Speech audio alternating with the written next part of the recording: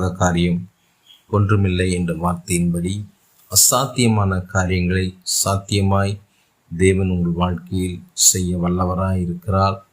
அவர் வார்த்தையினால் செய்ய முடியாத ஒரு அதிசயமான காரியம் ஒன்றுமில்லை.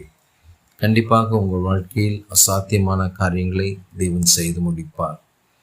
அசாத்தியங்கள் சாத்தியமே தேவா உந்தன் வார்த்தையாலே, அசையாத மலை கூட அசைந்திடுமே, அமராத புயல் கூட அமர்ந்திடுமே. எல்லா புகழும் எல்லா கனமும் என்னில் அசாத்தியம் செய்பவர்க்கே, எல்லா துதியும் எல்லா உயர்வும்